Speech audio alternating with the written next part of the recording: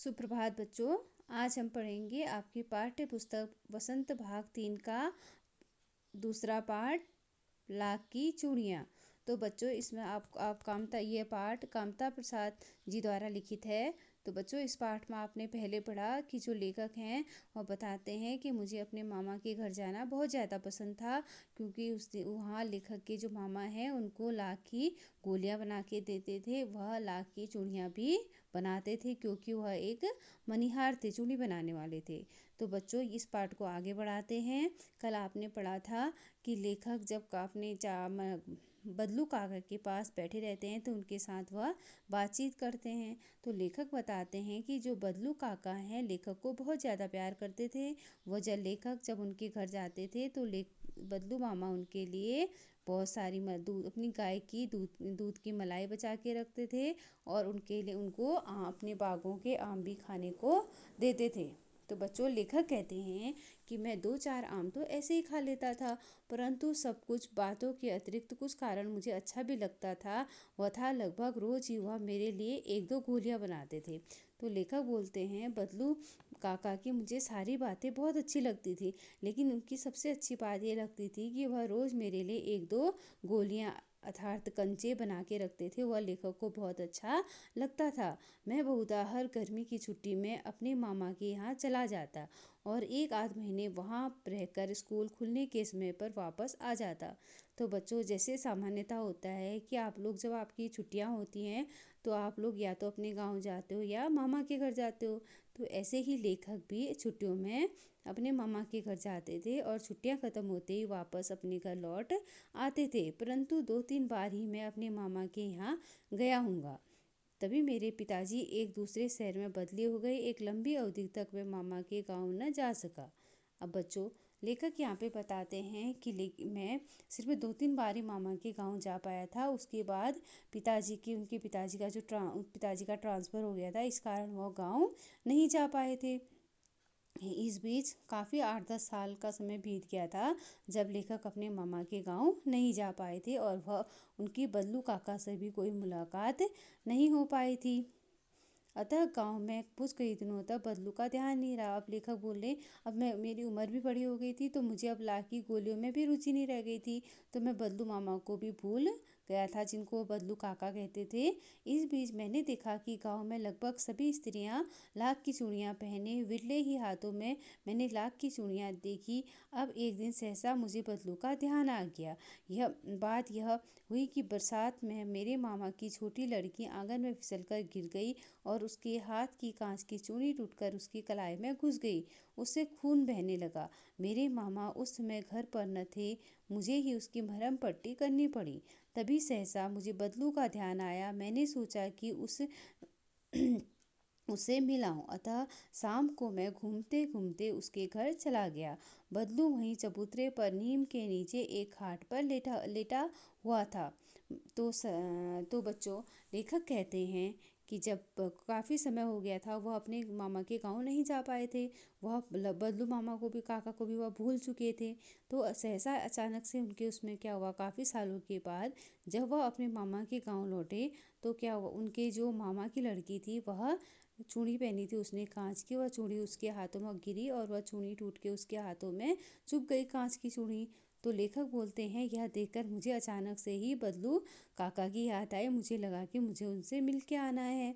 तो लेखक बोलते हैं कि जब वह उनके मामा की लड़की के हाथ में चोट लगी थी, चूड़ी घुस गई थी, तो घर में कोई नहीं था, तो लेखक को ही उसकी मरहम पट्टी करनी पड़ी। तो लेखक उनकी मरहम पट्टी में लग गए और उसके बाद वह बदलू चाचा को मिलने चले गए। अब वह देखते हैं जब वह बदलू चाचा से मिलने जाते हैं तो तब वह देखते हैं कि बदलू चबूतरे पर एक खाट पर वो सोए हुए रहते हैं। तो वह कहते हैं नमस्ते बदलू काका। नमस्ते भैया, उसने मेरी तरफ उत्तर दिया। उठकर खाट पर बैठ गया, परंतु उसने मुझे पहचाना नहीं। देरी तक मेरी ओर निहारता रहा। अब लेखक बोलते हैं कि जब वह बदलू काका से मिले तो काफ़ी समय बीत गया था। तो बदलू काका उनको पहचान नहीं पा रहे थे। लेखक की बोलते हैं ऐसा, मैं हूँ जनार्दन काका, आपके पास से गोलियां बनवाकर ले जाता था, अपना परिचय दिया। बदलू फिर से चुप रहा, मानो वह स्मृति पट पर अतीत के चित्र ढूंढ रहा हो। तब वह अचानक बोल पड़ा, आओ आओ लल्ला, बहुत दिन बाद गाँव आए। तो लेखक बोलते हैं कि जब वह बदलू काका से मिले तो काफ़ी लंबा समय हो गया था, तो वह बदलू काका उनको पहचान नहीं पा रहे थे क्योंकि काफ़ी समय हो गया था। तो लेखक बोलते हैं कि मैंने उनको अपना परिचय दिया तो कुछ समय के लिए जो बदलू काका हैं वह सोच में पड़ गए कि आखिर यह कौन है, क्योंकि जो लेखक हैं वो अचानक से ही बहुत सारे सालों बाद जो बदलू मामा हैं, काका हैं, उनके पास आकर खड़े हो गए थे। तो बच्चों, आप लोग ने भी ऐसा ध्यान दिया होगा कि सामान्यतः ऐसा ही होता है, अगर कोई व्यक्ति हमारे पास कई सालों बाद आता है तो हम उसको भूल जाते हैं, लेकिन उसको काफ़ी याद करने पर ही वह व्यक्ति हमें याद आता है। तो यही स्थिति यहाँ पे बदलू काका की हुई। तो बदलू काका को भी काफ़ी कुछ याद करने के बाद ही स्मृति पट पर अतीत के चित्र, अर्थात अपने दिमाग में, वह अपने मस्तिष्क में अतीत की यादों को याद कर रहे थे कि यह कौन व्यक्ति है जो मेरे को प्रणाम कर रहा है। तो बदलू काका को लेखक की याद आ गई और वह लेखक से बोलते हैं कि आओ आओ लल्ला, बहुत दिन हो गए, आओ लल्ला, इतने दिन बाद तुम कहाँ से आए? हाँ, इधर आना नहीं हो सका काका। तो लेखक बोलते हैं कि जब बदलू काका उनको बोलते हैं कि आप इतने दिन बाद कैसे आए, तो लेखक बोलते हैं कि मैंने उनको जवाब दिया कि काका, काफ़ी दिन हो गए, मैं यहाँ नहीं आ सका। फिर लेखक बोलते हैं, मैंने चारपाई पर बैठते हुए उत्तर दिया। लेखक बोलते हैं कि फिर वह चारपाई पर बैठ गए। कुछ देर शांति रही, मैं इधर उधर दृष्टि दौड़ाई, न तो मुझे कुछ मछिया ही नजर आई, न ही भटी। अब लेखक बोलते हैं कि कुछ देर तक वहाँ पर शांति रही, मैं चुप रहा, लेकिन मुझे वहाँ पे कुछ देर देखने के बाद मुझे ना ही मछिया नजर आई, न भट्टी। लेखक कहते हैं कि जिस मछिया पर जो बदलू काका हैं अपनी लाख को पिघला कर रखते थे और जिस भट्टी में वह आग जलाकर लाख पिघलाते थे, वह उनको कहीं पर भी नजर नहीं आई। आजकल काम नहीं करते काका, मैंने पूछा।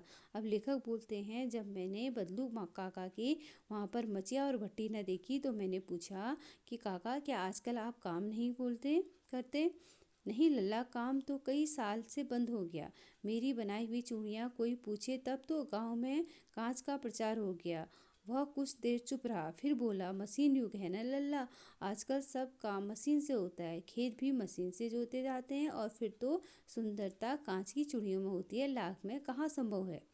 अब लेखक जब बदलू काका से काम न करने का कारण पूछते हैं तो बदलू काका जवाब देते हैं कि बेटा, जो आजकल क्या है, यह सब मेरा जो काम है वह बंद हो गया है, क्योंकि आजकल मशीनी युग का प्रचार हो गया है।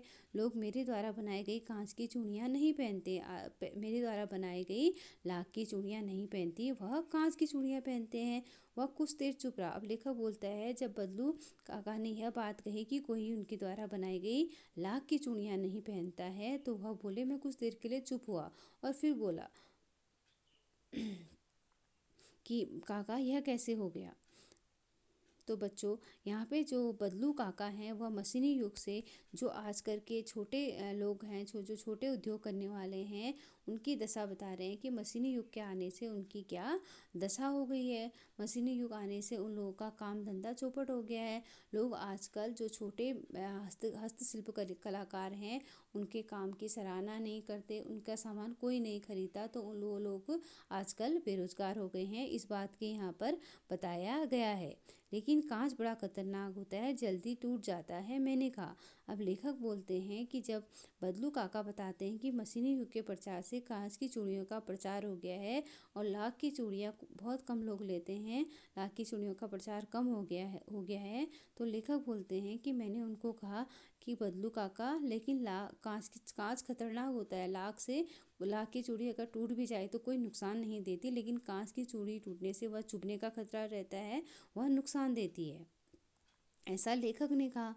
नाजुक तो फिर होता ही है लल्ला, कहते कहते मैं खांसी आ गई और वह देर तक खांसता रहा। अब लेखक बोलते हैं कि जो बदलू काका हैं वह बोलते हैं, कांच नाजुक तो होता है, लेकिन वह कहते कहते उनको खांसी आ गई क्योंकि उनकी अवस्था हो चुकी थी, वह देर तक खांसते रहे। मुझे लगा उसे दमा है। अवस्था के साथ साथ उनका शरीर ढल चुका था। उसके हाथों पर और माथे पर नसें उभर आई। अब लेखक बोलते हैं कि जब वह जोर जोर से लगने लगी तो मुझे लगा कि उनको दमा हो गया है। अवस्था के साथ उनका जो शरीर है वह ढल चुका है, उनका शरीर कमज़ोर हो चुका है। उनके हाथों पर और माथे पर नसें उभर आई हैं। जाने कैसे उसने मेरी शंका भांप ली और बोला, दमा नहीं है, मुझे फसली खांसी है। यह महीने 2 महीने में आ जाती है, 10-15 दिन में ठीक हो जाती है। तो बच्चों, लेखक कहते हैं कि जब उन्होंने बदलू मामा के काका को खांसते हुए देखा तो उन्हें लगा कि उनको दमा है। लेकिन जो बदलू काका हैं वह लेखक के मानसिक मन के विचार को भांप लेते हैं और वह कहते हैं कि नहीं बेटा, यह दमा नहीं है, यह खांसी है जो 2-3 महीने में आती रहती है और वह चली जाती है। 15 दिन में वह ठीक भी हो जाते हैं। वह बीमार होते रहते हैं और ठीक भी हो जाते हैं। तो बच्चों, आज के लिए इतना ही। इसके बाद हम कल पढ़ेंगे इसके आगे का। धन्यवाद।